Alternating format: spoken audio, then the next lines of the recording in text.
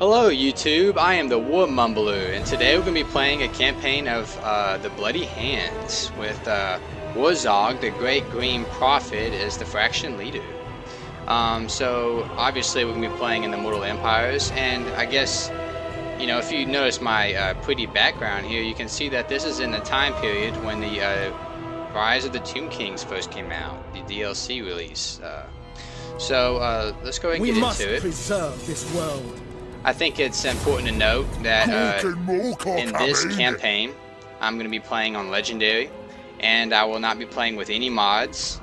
So that way you guys can have, like, I guess, the best idea of how you want to play your campaign on the basis of mine being started off at, like, you know, I guess in quote-unquote ground zero, you know, very bottom, to where I'm not adding anything to mine and you can add things to yours at will. And so, let's go ahead and run through the faction abilities since I'm already on the tab for it. We're going to have a bonus plus 25 for the Savage Orc units. Enemy hero action success chance minus 50%. So that's good. That means that we'll have an output in damage upon charge, and the enemy has a less chance of actually succeeding against our abilities. That's a faction ability, by the way, so it applies regardless of the Lord. Now here's a Lord ability. This only applies, I believe, for the units in the Lord's army. In fact, I'm pretty sure on that. And so we'll have a physical resistance increase of 15% and an upkeep reduction of 50% for the Savage Orc units. And so if I was to look over here on my Savage Orc unit there, they have all Savage units have a base physical resistance chance of 25%. So this will add an additional 15% to that, which will put them at 40%. And I believe Warzog himself has 36% physical resistance. He also has some armor too, so extra protection for him. I don't think that this at all applies to him. I think that he's excluded from that. Yeah, with nothing else to say, I think, there's one more thing I'd like to mention in this video, guys. In this video, I'm also not going to be showing you guys any of the battle scenes. I find them personally to be kind of boring to watch on YouTube, and that this is strictly just a campaign only video. I'll show you the before and after the battle, so that way you guys can get an idea of, like, how well I did, you know, in the battle and what units I used to do well per battle. But I don't feel like it's necessary to actually play out the entire battle for you guys. So, you know, we're just going to be, like, sticking to just nothing but the raw campaign here with you guys, and, you know, the auto resolve. So let's get into it.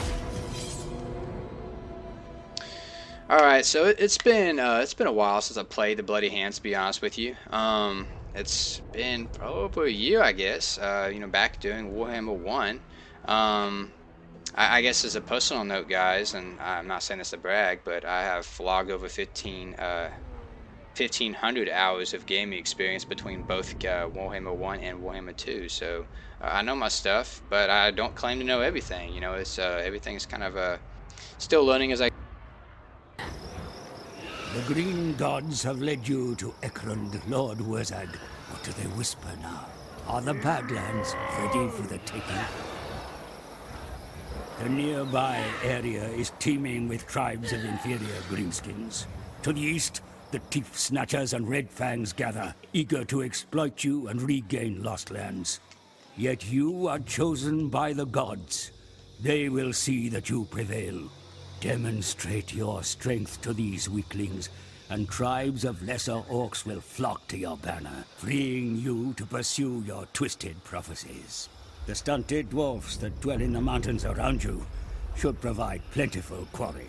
There are many who will not listen to your words, who call you misguided or mad. They will be brought to heel. You have foreseen it. You are the great green prophet, Warzog. You have been promised greatness by the gods. Now go and claim it. That you can bet your ass. I will definitely bring everyone to heel. I'll go ahead and let you guys know now that I definitely plan to fight me some Tomb Kings in this campaign. I'll definitely be invading the south here, in the Southlands. All that territory there. And yeah, I guess I'm pretty sure it's habitable territory. I'll go ahead and take a look at that. So yes, the desert is unpleasant, but when it comes to unpleasant, I don't mind inhabiting unpleasant territory. Because the only thing I'd be dealing with would be increased expenses for buildings. Buildings would take longer to produce, I think, and then there's public water penalties. But as far as suitable climate goes, wastelands, savanna, mountains, all those are suitable for me. Temperate, frozen, I am shocked that they allow frozen for the unpleasant. I have a hard time. This image right here, guys, this is what I'm looking at. He's wearing no clothing, war paint, a little chamois over his genitals, and this guy is supposed to be in... I mean, it's only unpleasant for him to be in frozen territory, you know?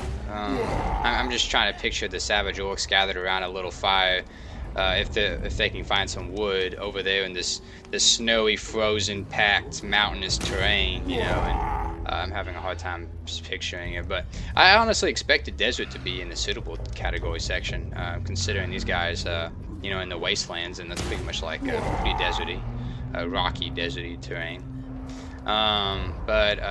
Jungle, let's see here, chaotic wastelands, magical forest, and temperate islands. When it comes to uninhabitable territory, I mean, to me, it's just that, guys. It's uninhabitable. I would only inhabit it if I had to, you know, given the missions or something. So yeah, I won't be messing with, this is Wuthron, the magical forest, and I think this would also include the Wood Elf territory. And temperate islands, you know, that would also be mostly high elf territories, so I don't plan to be invading them anyway. I'm currently at war with Border Princes, Thief Snatchers, Scabby Eye. I'm at war with the Dwarves. Oh dang, that's a big fraction to be at war with right off the back of the game. Alright, so we'll keep that in mind. I'll also like to note that this Border Princes territory over here is quite mushy. You know, it's, ooh, look at that, right off the back. That's just so fortunate for me. Although, usually I'll be tunneling over this, but I'll definitely make it a point to grab that. For you guys who don't know, this is worth 10,000 gold for the Bloody Hand fraction. If I was a Tomb King fraction, then this would be worth like 3,500 gold or something. Don't quote me on that, but it'd be worth a considerable amount less. The Skull Island, I guess treasure island grabs. I'm not really sure what they call those. Actually, I'm a loss for words there. But anyway, so as I was saying was that the Border Princess is just you know, a hop away. I'll just build a tunnel from this area to right over there into that area right there. And whereas them, I believe it would be like a 2 to 3 turn process for them to. And if you guys notice this cliff here, and then you can see that over here in this area right there, there's kind of a beachland there, that this is his capital too, by the way, for the Border Princess. He could just take an army and then move it across over here. He has to sail across the sea, whereas I can just tunnel under the sea, back and forth. But it would take him about 1 turn coming over, 2 turns once he lands. The turn on which he lands takes a lot of movement spaces, so he won't be able to move the second turn. By 3 turns, he'd be able to move freely in my territory. I think that sounds about right to me, in my experience when it comes to traveling across the seas. I mean, yeah, I'm pretty sure that's right. But anyway, so the point is, it'll take him another turn of process before he can actually do what I could do within 1 turn, a couple of turns. All right, so let's see. There's one other thing I want to cover before we start. Let's see what our victory conditions are. All right, let's see. Wow, destroy the following fractions, every greenskin fraction. So, destroy or confederate all greenskin fractions, got it. Let's see, lose, rate, sack 50 different settlements, that would be easy. Alright, so control or vacillate or create a military, wow, the irony in that, that's funny. Military alliance with Dwarven fractions, not going to happen. Vacillation with Dwarven fractions could happen. It depends on how desperate they are and how much ass I'm whooping. Yeah, pretty much just take all the Dwarven holds, except for maybe 8 peaks. Where's that at? Goes up Grungy. Okay. And let's see here. Where's that at? Oh, it's way up there. And this one. I'm just taking a look, guys. You know, I don't That might be 8 Peaks. Hold on, no, 8 Peaks is located. Pretty sure it's. Go away. There's 8 Peaks right here. This is 8 Peaks. Because that's Barak Var. I'm sorry. Barak Var is a fraction that's located over here. This is the capital of the Greenskins. So this is 8 Peaks right here. It doesn't look like 8 Peaks. I have to take 8 Peaks, which, you know, I wouldn't expect to have to take 8 Peaks. I mean, I'm not in the fight to get 8 Peaks, but still, I kind of wanted to see it on there. Oh, okay. Well, there it is. It's located in a separate section here. So, control any of the 17, the following. To, you know, control ownership, vacillation, and military allies. Karak 8 Peaks is definitely included. It looks like the capitals of most fractions. You know, Hell Pit would be Skaven. This would be Empire. That would be Bretonia. Karak 8 Karak, that's Dwarves. So on and so forth. Wow, Nagrand. Wow. That's Lizardmen. Dark Elf. It's is another Lizardman fraction. And another objective is raiding. 20,000 gold from raiding. You know, I can honestly say I've never done that much raiding in my life. Raiding is not... I don't do much raiding. But for this campaign, I'm going to have to make it a point to do a lot more raiding. So definitely going to have to, you know, make a mental note for that. So yeah, I'm looking at the long campaign conditions, guys, not the short. But let's see, and then I'll key on the Ever-Chosen. I mean, from my experience, as the game currently stands, chaos doesn't exist.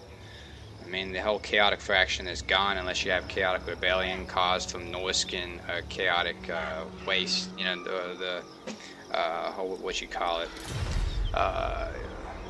Dang, I'm lost for words again. But the taininess, the chaos corruption, that's what it's called. Unless the Norskins are bringing in chaos corruption and it creates chaotic rebellions, then I have yet to see chaos enter this game since the release of Warhammer 2. I know that they say online that you're supposed to occupy somewhere between 35 and 40 cities. That's a lot, by the way. 35 and 40 cities before they activate the chaotic invasion. But I played a Bretonian campaign and I took all of Bretonia, I took all of Araby, all the Southlands down here. I even came over here and took Empire Tito. I mean, I was counting up, and I'm pretty sure I was, you know, definitely around that mark, and still didn't trigger the. I still didn't trigger the chaos before the game ended. So I'm not counting on them making an entrance anytime soon. Before I would have to worry about, and I honestly would plan for some kind of Norsky invasion that would come through here, but that was back during Warhammer 1. That won't be occurring anymore, I'm pretty sure. I'll admit though, I haven't played this in a while, so you know, it could surprise me. It could happen. So let's take a look here, guys, at our stuff. To point out, I would like to make one point of observation. I have yet to take these cities, but the Savage Ore Gathering building, this can only be produced in the capital city, and I'll show you all that later when I take one of these cities. But I discovered that you know, recently when I was just talking to a friend of mine, he was telling me, he's like, hey dude, you know, this building can only be produced in the capital city now. And I swear that in Warhammer 1 that you could actually produce that building, this garrison, in any of my cities. This is a new building too, raiding stashes. I'll definitely be implementing that later on. Let's see, you know, it increases the income from sacking, post-battle loot. This is fraction wide, by the way, guys. Ambush chance and local province, local territory. Income from raiding all armies. That's also, you know, quote-unquote fraction wide. And then in the region that I'm moving in, as 15% campaign movement. So yeah, I'm definitely going to be needing as many of these as I can. I mean, my fraction, guys, we don't trade. The greenskins just aren't capable of trading. So all my income's going to be coming from loot and sacking and raiding. I'm sure you guys may know that already, but in case you didn't, I'm, you know, just informing you. So as a go-to, guys, a lot of people don't stress the importance of growth. Growth is just severely important for every fraction, no matter who you're playing as. I could have all the gold in the world, but with no growth, I'm not going anywhere with all that gold. I can't build anything. I can't develop on anything with all that gold. So I need growth. And currently, I'm only getting 20 growth per turn. It's really, really, really low. So I'm going to look through this real quick. Yeah, I'm definitely going to start off with creating the idols building. And I'm gonna start working on some early growth. We are a 4-city province, which is rare. The only other faction I can think of that starts out with 4 cities that you can play as would be the Empire. Maybe there's another one out there, but the only thing I can think of is the Empire. I will be getting some growth though when I do take the Stone Mine Tower, because I'll gain a port. Ports provide growth and income, so that would be handy later on. And let's see, my income 4,500, 1,100. Okay, so yeah, I'm gonna go ahead and upgrade this, because this is. I'll go ahead and point this out, guys. This building will only go up to a tier 3. So normally I would place this building in another province, and I just simply wouldn't develop on this building. In my main province, I would just demolish it and build it elsewhere. But like I was telling you earlier, that I can only build this building in the capital, and I'll prove it to you in a minute. I'm pretty sure I'm right on that. And so, well, I may actually be within range of attacking the city. But let me think about this. So over here is where his recruitment is. If I take his city where he can recruit units from, then he can't recruit any units anymore. And the only other city he's got is way down here, which only has a port. I know that because ports are staples when it comes to all cities that have ports, and so that first slot right there would go to a port. So if I take this city, then I just took away his opportunity to produce any further units. Plus, I also want to provide the potential chance to confederate with him too. So if I can make him desperate enough for confederation, greenskins will just confederate with you. I think all factions kind of work the same way, but especially with greenskins. So I'm going to move to the very edge of my city's province, which, you know, y'all guys can see that little border right there. And we're going to start recruiting some savages. Where's that gonna do it? Oop, calling recruit 2. In that case, I might consider knocking one of these off. Isn't that important? Invincibles. Can I take it without it? 2 turns. Oh, 3 turns. Alright, well, I think for now, I'll put Sly in the army. I don't need 2 mages in my army, so I won't keep him here. But just as additional support, wow, 275 gold. He's high on upkeep cost. And, you know, I got plenty of movement on this guy, so I'll go ahead and point something out. He won't provide me with much in his constant local effect, just 1. He'll add 1 to the obedience in my public order. And stealing technology, you know, that won't do me a lot of good for now, considering that... Oops, wrong button. Considering that I can't even get to my technology tree until I have a Goblin Tinker Bench. So that's another thing, guys. I'm definitely going to be in the rush to get to the Goblin Tinker Bench. Technology is key to victory. We don't have a lot of technology to choose between, but the sooner I can get on that technology, the sooner I can start getting some fraction buffs. So stealing technology, not going to be needed. Wounding Hero, that is a terrible ability in my opinion. I much prefer Assassination.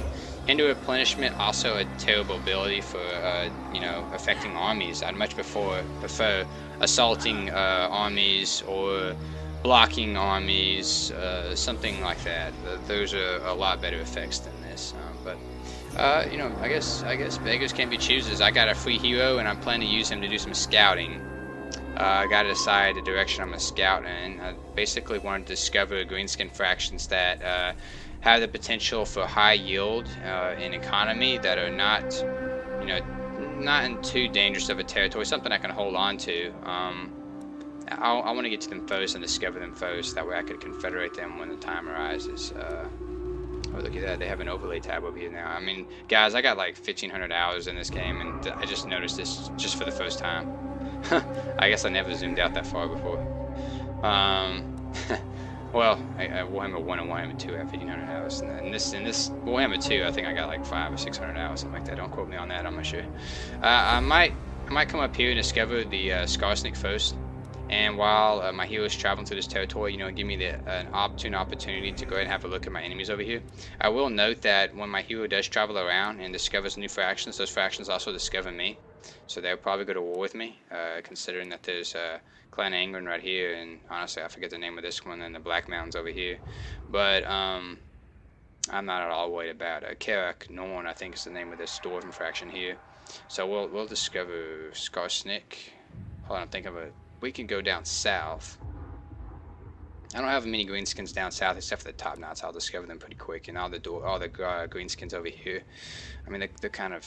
I mean, I pretty much discovered most of them already anyway, because I mean, I already know that the greenskins themselves are discovered, you know. So up here we have the red eye, way up here, right there. So I need to discover them because they got gold. Down south of them is the bloody spears. They got gold down here too, plus another building that we don't have access to. We can't produce resources, so I'm not looking for resource buildings, guys. I'm looking for gold production. Greenskins can produce gold. I think we can produce diamonds. I'm not sure. I know there's diamonds in the main dwarven settlement there. I'm not entirely sure if we can produce diamonds or not, so we'll find out soon. But Skarsnik provides a legendary lord, so I want to go ahead and discover him as quickly as I can. And we have another greenskin faction way over here in Lustria. They're called like the Blue Vipers or something like that. I don't really remember the name, but they have a blue viper as an emblem, so I think that's their name. You know, just kind of going with it. Yeah, I think what we'll do is we'll move up here, or move a hero up here. Considering that he does survive, discover Skarsnik, then haul ass all the way over here, discover the red eye, and then we'll move south, discovering all these other greenskin factions. Maybe by then I'll have another hero, and I'll just send him out to go discover greenskins over in Lustria. Just a note, guys. Oop, way off of my map here. Oops, zoom, zoom, zoom, zoom, zoom, zoom, zoom, zoom. There we go. When it comes to Confederation, I'm very picky on my Confederation. I won't just Confederate instantly. I gotta have a reasoning for doing it. The great green prophet. You know, I gotta get some money out of it, and the faction needs to be in a stable-ish situation for me to go through with the Confederation. Also, if I Confederate the greenskins, I think this is some kind of bug, but I noticed that when I Confederate another faction, and the legendary lords are not on the map, they're in the pool, you know, the lord pool, I will not collect those lords, so I have to wait till the greenskins have Azag and Grimgor Ironhide both on the map at the same time before I'm willing to Confederate with them. Otherwise I only Confederate with them out of desperation. So yeah, we don't have arguments right now. And diplomacy. Oh, I looked at it. Not making friends with you. Morgs told me to listen to. More greenskins. I always like something to fight. You know, dude, this guy is always angry every time I talk to him. I think someone just needs to come and just give him a big old sloppy kiss and a hug and, you know, just be friends with him. And, yeah, I'm not going to be the guy to do that. But, someone's got to do it, right? So, let's go ahead and put, Do it my way. Oh, well, I guess I'll do that next time. I'll do it. I took him out this turn. I forgot that I can't go back in the same turn. Well, so lesson learned there, right? 1151 gold coming in next turn. That's not too bad. Production of those two buildings, producing two savages. We'll end turn at that.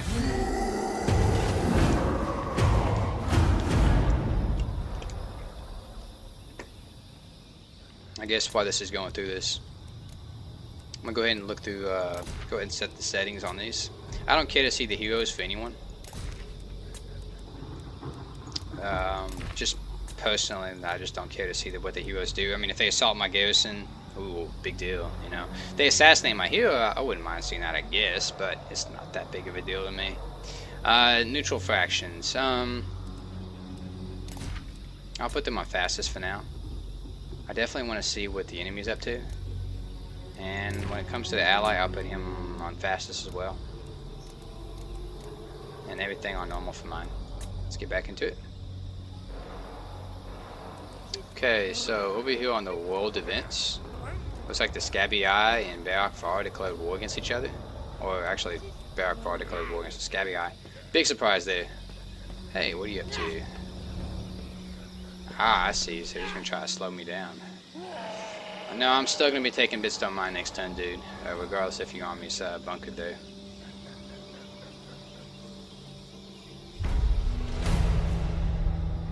Alright. So, with the construction completed for this building here, I'm definitely gonna... I don't know if I want to do that just yet. Let's have a look. So yeah, we're up to now 40 in the growth. When I get to 125, we'll have a surplus. So we're getting there quickly. I'm trying to decide if I want to put him in the army now or later. Now or later. Here's what I'll do. I will move in on this. So I'm definitely going to battle this one out, guys. But before I do, let's smash them good. We're going to encircle them. Add my hero to the battle. Let's fight it. Engage. Doesn't change the circumstance much. So they got a lot of archers. Alright. So, something to note, guys, before I go in this battle. Physical resistance, which, as you can see, it is at 40%. And just out of curiosity, so he's at 25 there, and he's got another little something somewhere, and another 11%, so that puts him at 36. So, but anyway, as I was saying, physical resistance. This doesn't apply for missile damage, and obviously not magical damage. This would apply for fire damage, which surprisingly, fire damage is considered physical damage, and you know, weapon damage. So, not weapon as in bow and arrow. You guys know what I'm talking about, right? Axes, swords, that kind of stuff. So all that's physical resistance. And I bring all that up because he has a lot of archers, and so my savage orcs are going to be very, very vulnerable to missile damage, considering that they have no armor. And the only thing that's protecting them from even taking that damage just constantly is that the melee defense is at a 16, which, you know, basically means they have I'm not going to tell you guys they have a 60% chance of dodging the arrows. That is not true at all. But the way that this works, if you look on these bars, you can see that 16 is very low in the bar. So that means it's very weak, which means that these guys are going to be pretty much taking hits, or the odds of them taking a hit is very high. Alright, and so the melee attack, which is the odds of them landing a hit, is at 28, which is also really low. So they have a very low chance of landing an attack, and they have a very high chance of taking a hit. And with no armor means, I mean, the opponent doesn't need armor-piercing damage to do damage versus my guys. My guys are going to be taking the full hit. If physical resistance doesn't kick in, then they're going to take the full hit, which basically all this means here is that 40% of the physical attacks are going to shrub off. They won't even take the damage. They won't lose any models for, you know, 40% of the models. I should say 40% of the damage will be, you know, fended off. I don't think I need to go through this entire thing right now, but we do have frenzy. So, you know, our weapon damage, our charge bonus to be increased. Charge, guys, basically means additional damage if the charge is successful. If I'm charging uphill, then the charge damage is lowered, because the amount of charge that I can dish on the opponent is weakened when moving uphill. It's increased when moving downhill. Immune to psychology is a good thing. And we have +8 melee attack. So there's a +8 on top of this right here. That's always nice. And so I guess that's about it. So in my plan for this one, I'm going to go ahead and run through this before we get into the battle, guys. And I don't plan to do this for every battle, but I'll do this for the first one. I'll go ahead and run through this, my plan with you guys. The Savage Orc Boar Boys. Wow, say that 2 times faster. The Savage Orc Boar Boys. I'm going to be using them to lock down these missile units. I mean, that's kind of a staple plan there. I'm going to use Wogzog's special ability, which is Effigy of Da-Git, which, if you read the description there, it says cannot move. I'm going to use that to lock down the Wolf Rider archers and allow my units to get on top of him. I won't have a whole lot of use for Sly. I mean, he does have 1 spell right there, which I will be using to increase the amount of damage output. But other than that, my archers are going to be pegging on enemy archers. Yeah, we're going to lock the enemy archers down in mine, which mine are superior. And then I'll be locking him down with I have cavalry units, and he has cavalry units, but I'm not worried at all about his cavalry units. These are expendable units right here. They're very weak. They're not actually called expendable, but are they? Yeah, they are called expendable. I was expecting in the description up here, it's down here. Oh yeah, these are expendable. So my giant, I A giant's gonna be routing units for causing terror and fear. I'm just gonna have him jump on top of these orc boys here. I mean, they have some missile resistance because they're shielded. And then my savages will just clean house with the rest of them. So that's the battle plan. I only got one spell currently. Oh, 2 spells. So we'll be making the best use of those spells as we can. Anyway, guys, I guess I'll be back with you after the end of this battle, and then you'll get to see the results of my victory. So, ta-ta for now. Hello, guys, and welcome back. So I did fairly well in this one, I think. I mean, they definitely outnumbered me in this battle, but I only lost 153 units. Most of those consisted of, well, nearly all of them just consisted of just the savages. Got a lot of good kills on the orc boys. So definitely a good plan there of mine to take out their archers with it. The giant got a few.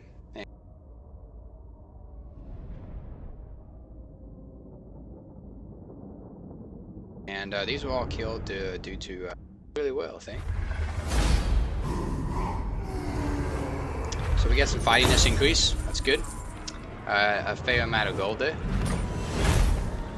And some experience, obviously. Let's go down the options here. I mean, obviously this is a suitable climate because it's the wasteland. That's the temperate climate of this territory. Occupying. I'm going to run through this option one time with you guys because I feel like it's important to explain this. That when I take the city, I'll receive a -10 penalty immediately with a -3 over the course of 3 turns, 1 point per turn. So this is you know, this is public order penalties, guys. I'll start taking public order hit right off the back just by occupying. But if I was to do a loot and occupy, which I guess would upset them quite a bit because I'll receive a -30 penalty with a -10 over the course of 10 turns.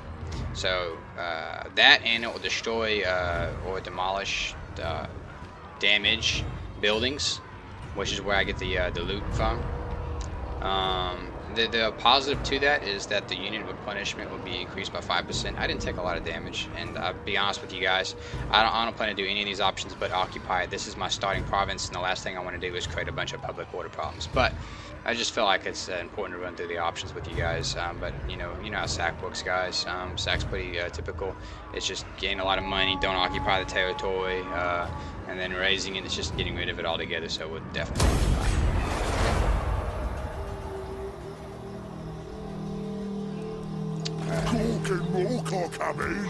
So he gained a fair amount of experience. I was hoping he would level up on this one. I think next turn I'll go ahead and send him out. But for now we're gonna let him heal up while he's in the army. So yeah, from occupying this new city, we acquired the Mustia Fields, which is the garrison that supports all the greenskin units, base units. Having no shields, and the fact that we're not making a lot of money, and the fact that goblins are an expendable unit, which means that if they die or rout, their leadership does not affect the leadership of the rest of my units. The rest of my units will not get discouraged when they watch goblins get killed, because goblins are useless fodder and they expect them to die anyway. That's just a little lore for you guys anyway. Orc boys are also shielded units. Great. It's a fair fighting unit. I said great, but definitely great compared to the goblins, which is far better, far superior. I mean, you can look at the stat difference here. Higher leadership, higher armor, higher speed, higher melee attack, yeah, higher everything basically. But I'm gonna recruit goblins. I mean, like I said, my reasoning is because they're expendable, they're cheap, they won't cost me a lot of upkeep, and they have shields, so they're going to be fodder for any missile units that are coming at me. Had to get a drink there for a second. Forgive me. We have a top knot on our territory. I am not at war with the top knots. They're at war with Kermie. Well, this is just a Tomb King fraction. I mean, I definitely plan to be fighting the Tomb Kings eventually. I'm pretty sure that my savages can take down those skeletons pretty easily. So we got 2179 with another 1,000 to come. Yeah, I think I'll definitely dedicate 1,000 to upgrading the totem pole. Can't do any technology yet, and diplomacy. Maybe I can get a diplomacy. Let's talk. What? Let's get one thing understood. Okay, I'm not going to... He's at war with the Greenskins, and because he's at war with the Greenskins, unless he's offering me a confederation, I do not want to upset the Greenskins by negotiating with him, so I'm going to avoid him. Yeah, war with the Dwarves. War with me. You out. I like that. I hear you. Now! Don't mess with me. What's your message? Oh, that's a surprise. So he's open for confederation possibilities. I won't get any money out of it.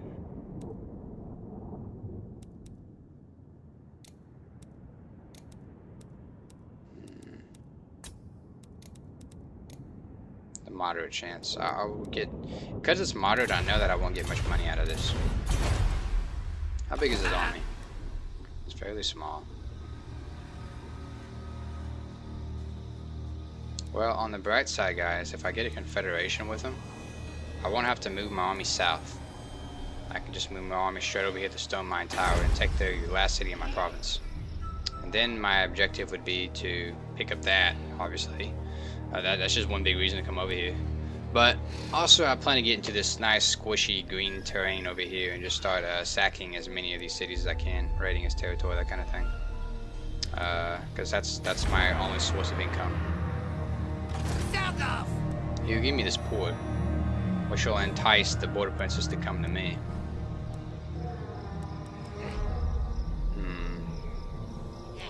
Yeah, I think I'm pretty sure that if I was to take this city, that he would pay me some like 3,000 gold or something to make a confederation happen. Fine. This is my tribe. But to avoid traveling south... But remember who the real boss is. I'm just listening to him. Anyway, to avoid traveling south with my army and wasting movement spaces, I would accept a confederation from him. Oh, he took it. I'm kind of shocked that he took it. I don't need your hero, your lord, so we'll disband him. And I don't see any other armies that belong to him on the map. Let's see what we inherited over here. We inherited a port, providing us with growth and income, so that's nice. It's public order isn't too bad. Because I didn't fight and take this city, I haven't suffered any public order problems from this one. Oh wow, look at that. So and he's increasing my public order over here with the boss tent. Oh, and this is at a 1.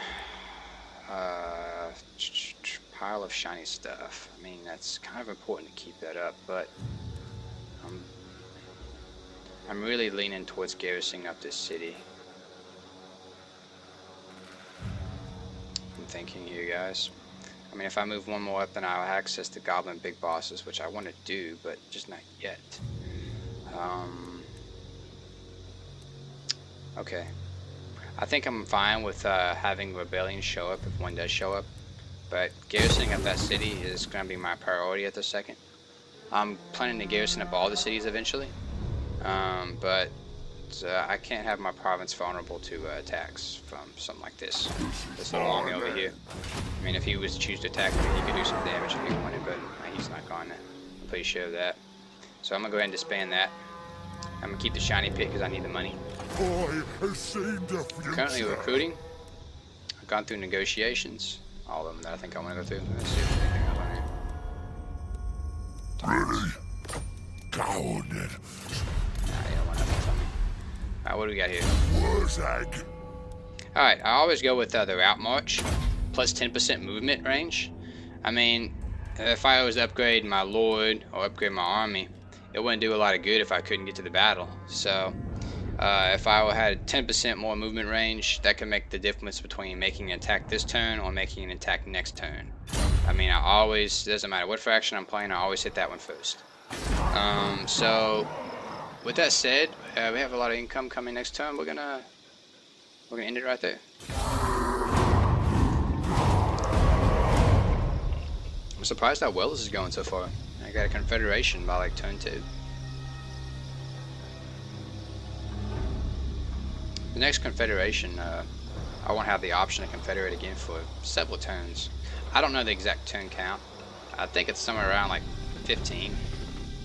But I'm just taking a shot in the dark. Off experience, it usually takes over 10 turns before I can do it again. So I figured somewhere between 10 and 20. Your prestige grows, my lord. News of your... Don't need to hear from you, sir. Sorry to interrupt, but no one cares what the advisor has to say anymore. Occupy, lose, loot, raise, 3 different settlements. Gain 2,000 gold from having done that.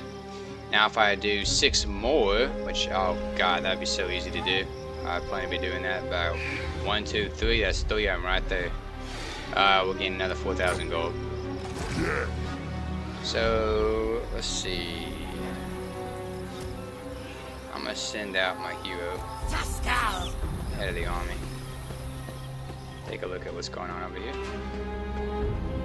Alright, not much. So I'm gonna send him across the water. You guys, if I was to click on that, yeah, I'll go ahead and do that.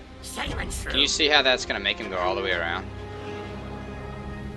But if I click on this, Yeah, I'll fix them. he'll travel through the water, and believe me, I'm gonna save a lot of movement spaces from going all the way around this to just moving through there. I mean, I've made that mistake so many times. I've learned my lesson. So you know, learn from me. That's why we're doing this video, right, guys? Learn from my mistakes and learn how to win on Legendary. So the decision now is: do I want to recruit units this turn, or do I want to recruit units next turn? I'm gonna go with units this turn. It's gonna take me, I think I move here to recruit units. It'll take me 3 turns to get to that. I can get there in 2 turns, but I'm not gonna be wanting to recruit after that. Do I have enough units currently on me right now to do some damage when I get over there? That's the question. I think I do. Yeah, I think I do. Alright, so priority is to avoid his main army. I will not Which obey. looks like it's over here. That's maybe his main army. I, as So, my mystic powers. I'm going to haul ass to him, I think. I'm trying to decide. I'd like to avoid force marching if I can. But I think to be on the safe side, I will force march. I don't see an army nearby that will take me out if I force march. But by the way, guys, for those of you who are new to Warhammer 2, Warhammer 1 is different, so forget about it. But in Warhammer 2, if I was to force march to a territory like right here, just exceeding that limit range, which is my normal movement range, and if an army was to attack my army could not retreat after force marching. It would just die if it lost. But I want to ensure that I'm pretty sure I will make it from here to there, but just to be sure. On the profit. Just to be on the safe side. I'm leaving. I'm moving outside of the potential range of anything coming from that direction. Yeah, I'm not going to be gaining any health this turn. I'm not going to be recruiting this turn, but it's going to be quicker. It's a quicker option to do all this. So let's get you upgraded to Garrison. Alright. Shiny Pit. Do I want to upgrade Shiny Pit? Not right now, that's a lot of money. That's good. I'm not going to recruit another Lord. Not yet. Diplomacy, not going to worry about it. Okay. Alright, looking on the world events over here, guys, I just got a population surplus. So now I can actually make some use out of that gold I just made. And next turn I should complete my province.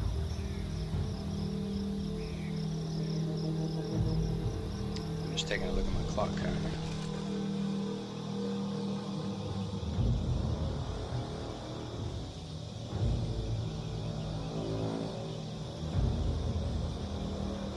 Alright, so we'll play a few more turns, and I'm planning to wrap these videos up within an hour increments. I mean, it's kind of hard to factor that when I'm you know, taking out all the battles that I'm battling out in these videos. So, so I'll give it another 20 minutes on top of the hour, just to, you know, because we did get a battle in there. And it was probably around 20 minutes, I think. So, so yeah, we're gonna upgrade provinces. Bloodstone Mine. I definitely want to put a garrison there, because this is like the forefront for dwarf invasions. The dwarfs, they can't trail through this without taking attrition, because everyone takes attrition in the Badlands except for the Greenskins. If I was to march straight through this, I would take no attrition. They can tunnel through it. Dwarves, you know, any faction that can tunnel will avoid all attrition on the surface, because technically they're traveling underground. But all the same, this is definitely like, I mean, if I recall correctly, this city gets hit quickly. It's like the, you know, frontline city for invasions coming in from these directions from the dwarves. So yeah, let's put that on normal. And we'll take that stone mine tower.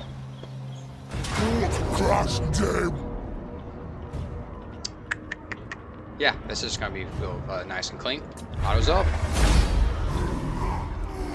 Way to go, giant. 300. Once again, occupy. I gained some armor. That's gonna be handy. I'm gonna go ahead and put that on him. I think it automatically replaces it. Yeah, it does. Alright, but we'll go ahead and, since we're in here, we'll go straight to the skill points. Enables magical attacks. That's good. Magical attacks, guys, that hits straight through anyone who has physical resistance. So, if Wazog was fighting other savages, then the protection, the physical resistance protection, would not even apply. Magical attacks would ignore any physical resistance that is staple to the unit, and it would just do straight damage. So that's a huge advantage for magical attacks, which, if you look over here, guys, you can see it up here. That little swirling blue, spiraling, twinkling looking thing. That just basically is the emblem to indicate that the attacks are magical based. I mean, for fire, it just shows a little flame. And so, you know, obviously using spells would be the same effect. Which, another thing, guys, I mean, I got one skill point to use here, and I got to decide where I want to put that skill point. So it's upgrading the Lord or upgrading the army. So when it comes to me picking skill points to put in, you know, my lords, if I have a melee lord, for example, I have to think: do I want a stronger army, or do I want a stronger lord? Because everything along this section will make my army stronger. I mean, I feel like the needs of the many outweigh the needs of the few. So making my lord stronger would not increase my success chance in battling, and making my army stronger would. However, this is not a melee lord. This is a spellcaster, and a spellcaster who has spells like this, Fist of the Gork, or Here We Go. Not that one, but you know, spells like these two. They will increase the strength of my units by casting the spells. So you know, to me, I see that as like a plus, you know, because I'm increasing my lord abilities, and my lord, it will increase my army's abilities. And a lord like this one, Wazog the Great Green Prophet, is not a tank. I'm going to be looking to keep this guy out of combat as much as I can. So he's going to be buffing my army, and so in his case, I will definitely use the skill point to go straight to the Gaze of the Mork. The other option would be getting the boar right off the bat, to keep him out of the range of the enemy. But I'm gonna be doing some auto resolves, I believe, in the future. I think, because if I get ambushed, then maybe not. But you know, I'm willing to die. I'm gambling. I'm going straight for the Gaze of the Mork. And something else to note about Wazog, I'm just looking at this right now. That's how I know this. Is I noticed that this entire tree, or I should say this entire branch, it doesn't have any separations. Like, you see that separation? That means that I have to acquire like 5 or 6 of these. Activate 5 or 6 of these. I think it's 5. What is it? 4? Alright, there's 4 in this case. I have to activate 4 of the, you know, click on this 3 times, click on that 1 time, click on all 4 of those, whatever. And then I'll get to the next section. Whereas I'll have access to all of his, nearly all of them, Arcane Conduit's separation, but I'll have access to all of his spells right off the back. Just after any skill point I have after this one, I'll be able to use it on those spells. So, all right, you The one's ready. get in the water Away. and try to get on This land. way. Hey, you made it. Good job. Oop. I refuse such orders. Well, the other enemy hero has a possibility of wounding him. Hopefully he won't get a wound. Alright, so, commandments. Growth. Love growth, guys. Gotta love it. Plus, it increases my public order, so that's definitely where we're gonna be going. But the other options is increasing the income by 5%, and then recruitment costs is minus, plus local recruitment's +1. That's a good one. These are all good. Well, this one's okay, I guess. It's pretty basic, but yeah, we're definitely gonna be going with the growth and obedience for now. Very important. Got 5,600 gold. So like I was telling you earlier, we're gonna go ahead and upgrade this. I'm not just used up all my growth. I have a little bit left. I mean, I could throw it into that, but I'm not gonna do that. There's not a lot of point to it. I haven't discovered any fractions over here. There's a greenskin fraction right there. I haven't discovered it yet. So I didn't turn it that. I just realized. I mean, I could have definitely recruited some units here, but. Oh well, you know, lessons learned, I guess. And I'm not even. I would have probably just recruited goblins if I was going to recruit units in that army.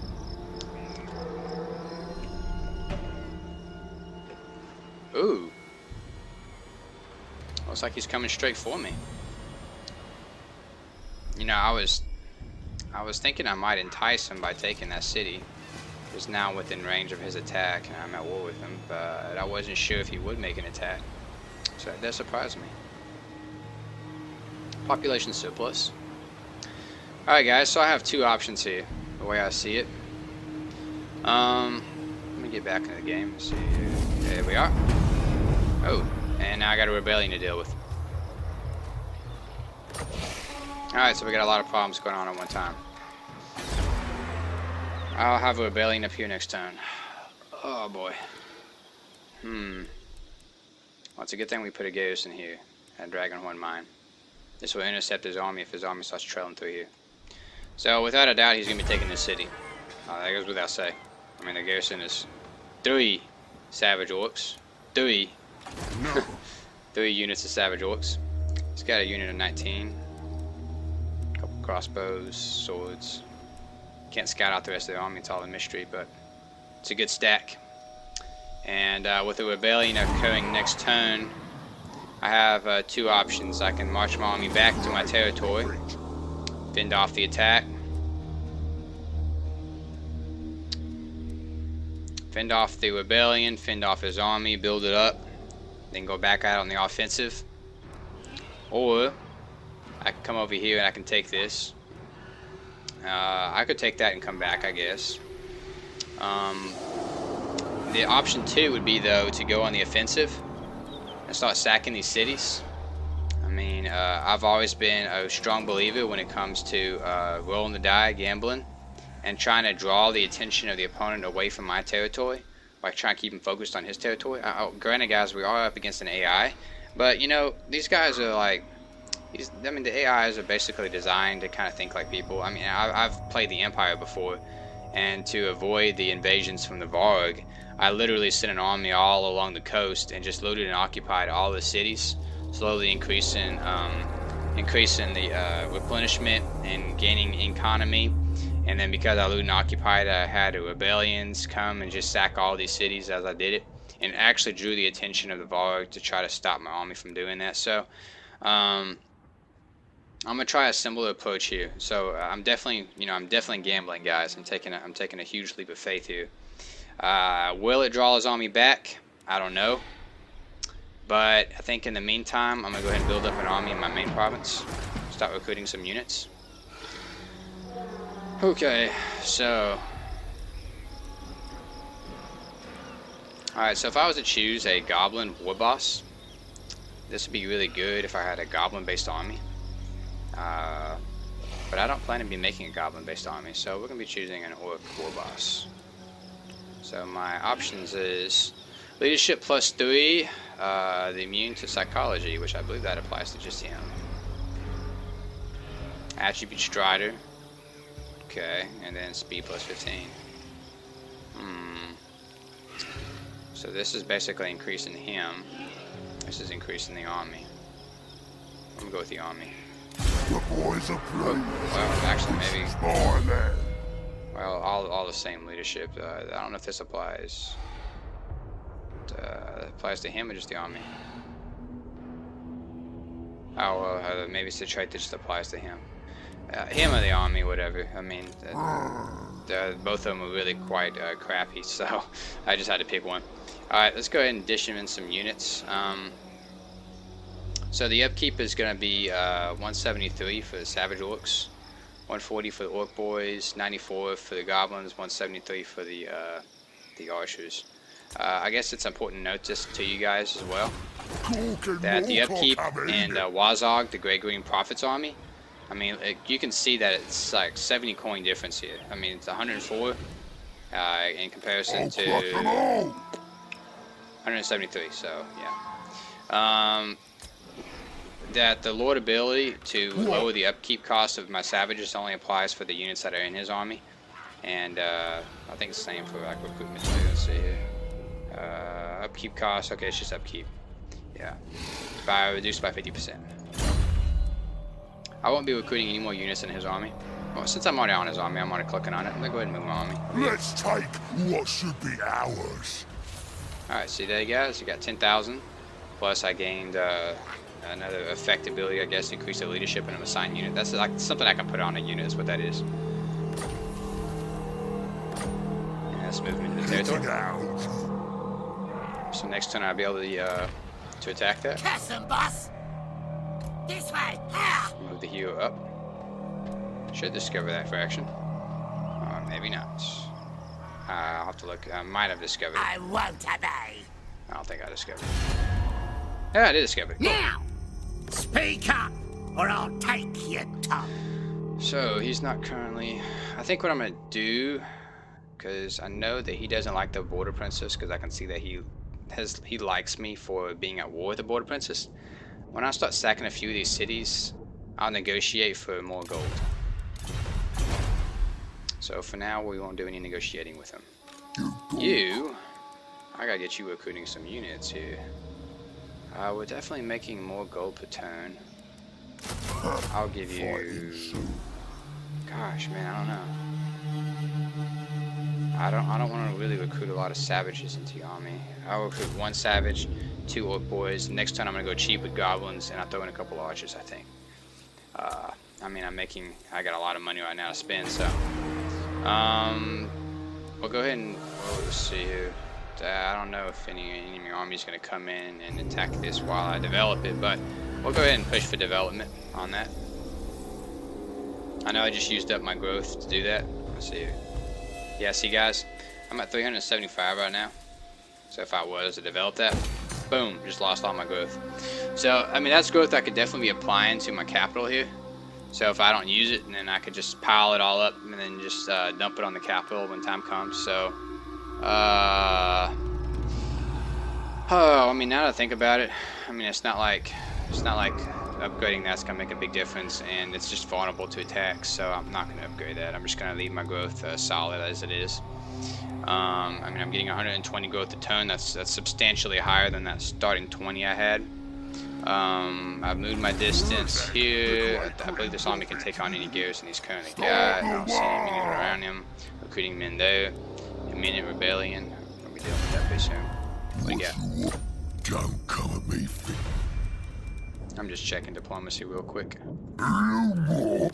Alright, you got one. Nothing there. And willing to do, guys. So I'm gonna go through one more turn with you guys on this video, and I think we're gonna stop it there, and then you know, just keep you posted on future videos. But for now, let's see here. We got a rebellion spawn. You know, big surprise there. I'm gonna resolve that.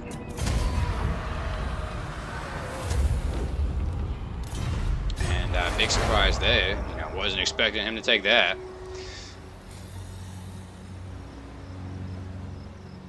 Wasn't part of my province. It was just a side city. So I'm not kicking myself over the loss of that little city. Although I think that he's about to pay through the nose. It depends on what he does, but I'm gonna be sacking all of his cities. It looks like his armies are out of position. Oh, he wounded my hero. Who wounded my hero? Huh. I don't know what wounded him, but something wounded him. Okay. Well, By the spills. alright. You guys can see that because I traveled across the sea, my movement's been cut in half.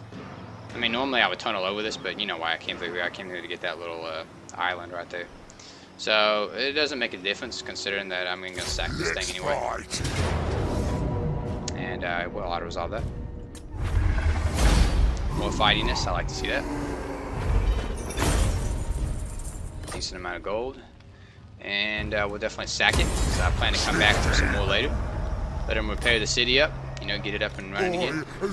Now I'll come back through and take it again. Alright then, let's Ooh, do it. force march. Do I want to force march in enemy territory?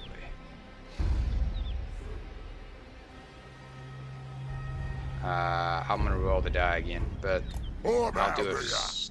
I'll move in a little closer. I'm gonna see if I see any army up here. here. Moving. No. Heading out. So yeah, we're rolling the die again. Ready. And you goblins now. Safe, yes. And look, I'm still positive. Wow. Not for all that's safe No, I for couldn't the currently world. take that army yet.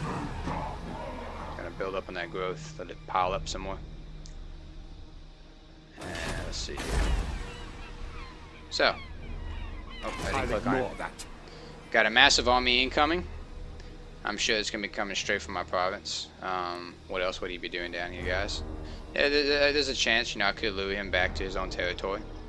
I see he's got 2 armies currently in my view site. He's got one in his capital, it is small. So the plan, as it stands, is to sack this city. And then, obviously I'm not going to his capital, so I'll sack the city.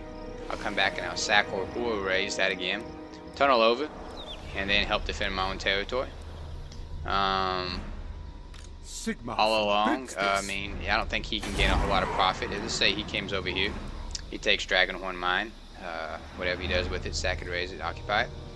It is garrisoned, so it's not completely defenseless.